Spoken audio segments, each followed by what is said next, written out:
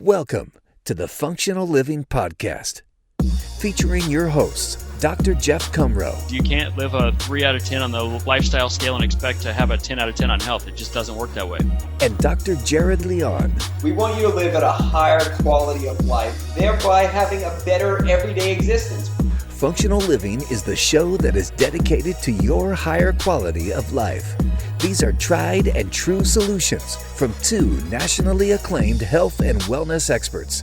Our goal in this journey is quite simple, is to give our listeners a small understanding of what we've done and what we see every single day to better patient lives. Learn how you can live a higher quality of life today. You're going to be much happier. You're going to be much healthier.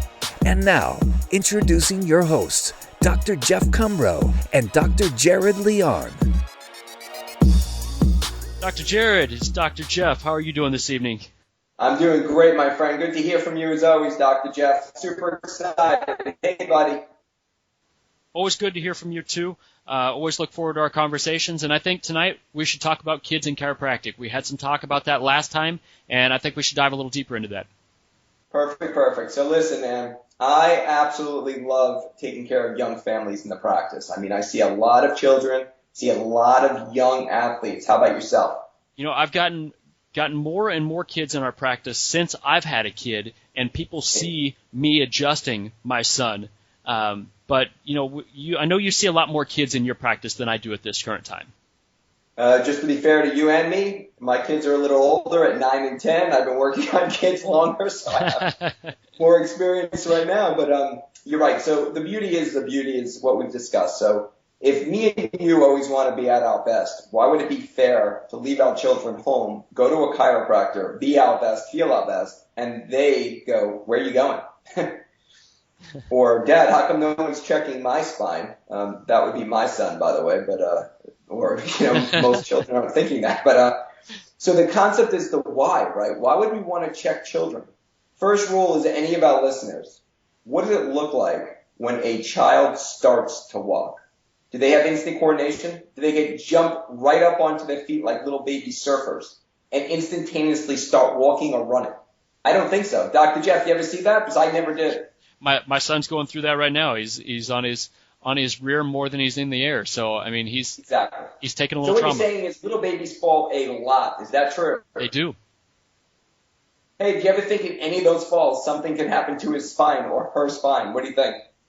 It happens all the time. I check him all the time. So if something happened to their spine and we fall directly on a tile floor on our butt and a diaper, of course, right, which offers no padding really, what would happen to that sacrum? Could their little tiny sacral bones, which is actually not, remember, listeners, when you have a lower sacrum or a bone at the bottom that looks like a triangle that you're sitting on currently, as an adult, that is one bone. As a child, that is 8 little bones. When you have a coccyx, which is your tailbone, as an adult, it is one bone. But children, there are 3 segments there. So right there, those 2 bones turn into a different concept. As we get older, there's more of them as you're younger, per se. So in other words, you have more chance of misaligning, but at the same given time, we know how to fix this. It's all curable and correctable within the office in a moment. Dr. Jeff, give us another good one. Why would kids need chiropractic care? Well, what is the fastest time period of growth? Do you grow more in your adult life or do you grow more in your youngest years? I love that, man. How cool is that? Do you ever see someone from 40 to 42 have the most biggest growth ever? Because I've never seen it, man. You don't. And that's the thing that people forget about is, the bodies of babies and infants and even little kids are changing so quickly. And with that, you get tight muscles. You get, uneven areas where things are just not working quite as well as they should. And that's on top of the trauma that they're taking from going and learning to walk and playing and all these other things. So very, very important. I will argue the most important time in your life to get adjusted is in your youngest years. 100%. Plus the other concept is the amount of stress on the nervous system. Every new sensation, every new sensory pathway is being created from something they're seeing for the first time. When me and you go to a beach and observe the beauty or go into nature and look at the mountains, for them, they've never seen it. Think of all the sensory stimulation. Think of all the smells. Think of everything that a baby has to do through their eyes for that moment. That is all a stress to the system. Any one moment that occurs and it overloads the system, a vertebrae can pop out, literally saving the brain to allow you to compensate better, thereby allowing that baby to not know that it was subluxated until they come to me and you, man. Yeah. So it's so important. So why don't we move on to toddlers or younger athletes, but we can go to quickly all 3 ages. So why would a toddler come see you? We've already harped on some of them, but the reality is they're going to fall with more weight. It's almost that simple. Yeah, the taller they get, the more weight they have, the harder they're going to fall, and more trauma equals more dysfunction. More dysfunction equals more nervous system dysfunction. Perfect. What about as toddlers develop, and now there's a higher chance or probability that they have a brother or sister, right? So now they have a brother and sister. They start developing together. Now you have a 3 and 5-year-olds who are going to either wrestle, fall on each other, roll, laugh, play together, play rough together. High probability. Think of anyone listening right now who's had an older brother or sister. Maybe not in the toddler age, but think of a little bit older. How nice were they to you? Were you always nice to them? Did they ever hit you, punch you, whatever? I mean, seriously, their siblings are siblings. Easily ways to misalign the human spine. Great ways to get a spinal checkup. Just makes perfect sense to me.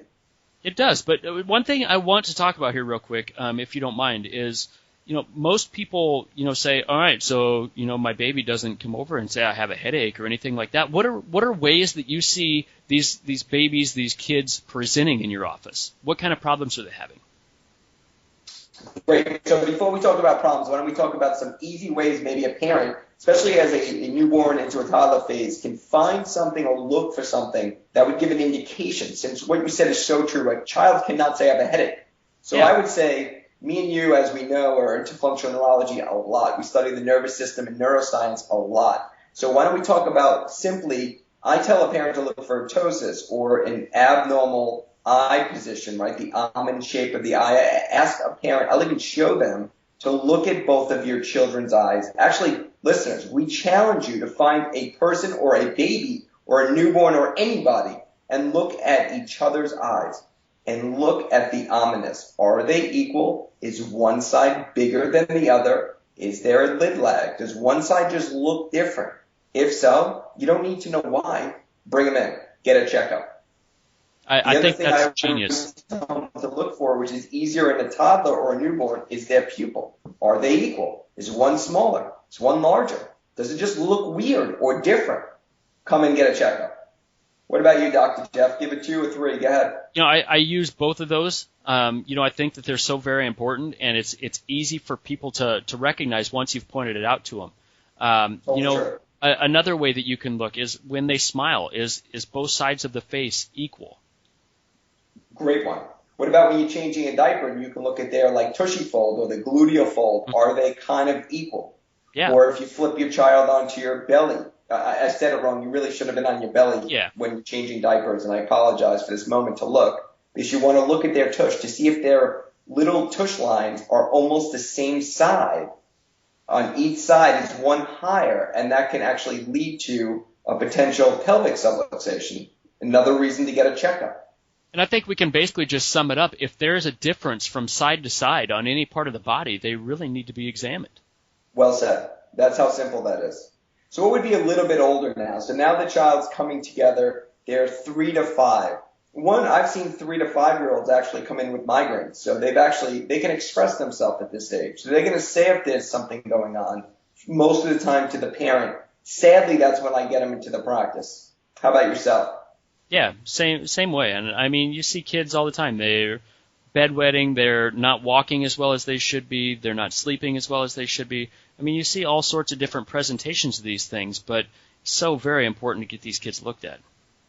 Perfect. So why don't we talk about some of the things I see all the time? So in the 3 to 5-year-old range, I see a lot of asthma, a lot of chronic asthma. I see a lot of allergies locally. I see a lot of chronic ear infections. We see a lot of children in the 3 to 5 range that maybe aren't catching up as fast or meeting up expectations in maybe the way they speak, right? So maybe some speaking delays, or their vocation isn't as good as it should be. Maybe they're a little further behind in some of their skill sets. I see that every day.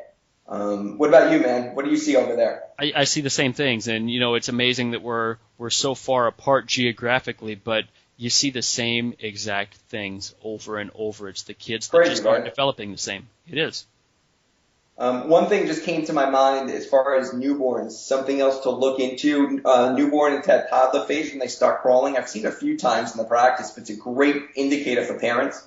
If the child keeps crawling one direction, so they almost like make a turn and they go into a circle, that's usually an indication of something that we can look into. So just another quickie came to me. It's another gem. Any listener, if you ever see it, it's cute if it happens once, but if the child keeps crawling in circles consistently, it doesn't go the other way.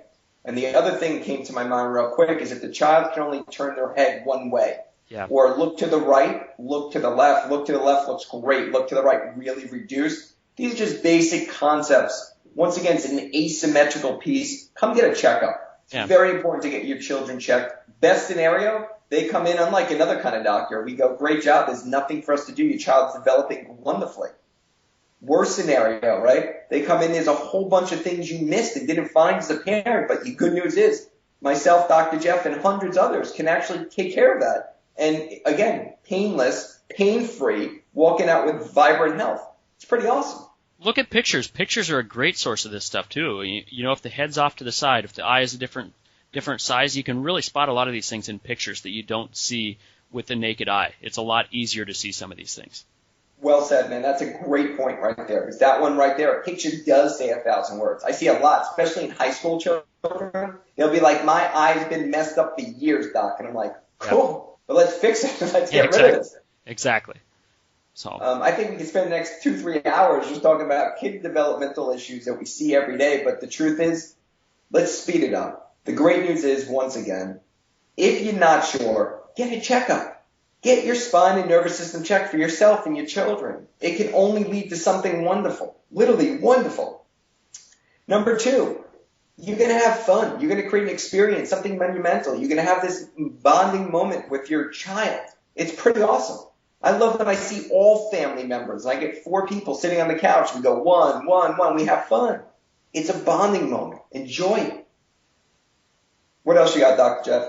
You know, I think that's a good place to sum it up. You know, we've covered a lot of stuff on this topic. You know, we've really kind of gone a little more in depth than I thought we were going to go, but that's awesome. And that's what I love about this is, you know, we could sit here and talk about this for hours. And I think we should probably wait and do another module and go a little bit more in depth on this. But I think we've given the listeners enough to absorb for one day.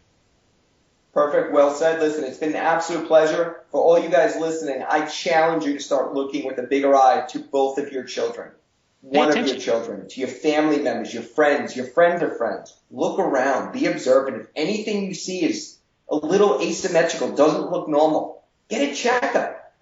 I challenge you. Thank you for your time. I think you're amazing. Dr. Jeff, final words. Go ahead, buddy. I agree with you. Just pay attention, and you're going to be amazed at what you see. You're going to see the world in a different way, and that's some of the things that we look at every single day. It's a scary world out there, and just, you know, we've got so much to offer for that. So pay attention, get your kids in, get them checked out, get on the path to health. Good night, everyone. Be well. Take care. Thanks, Dr. Jared.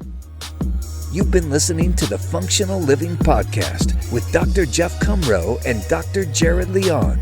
If this podcast helped you find the path to your higher quality of life, be sure to subscribe and leave us a rating or review.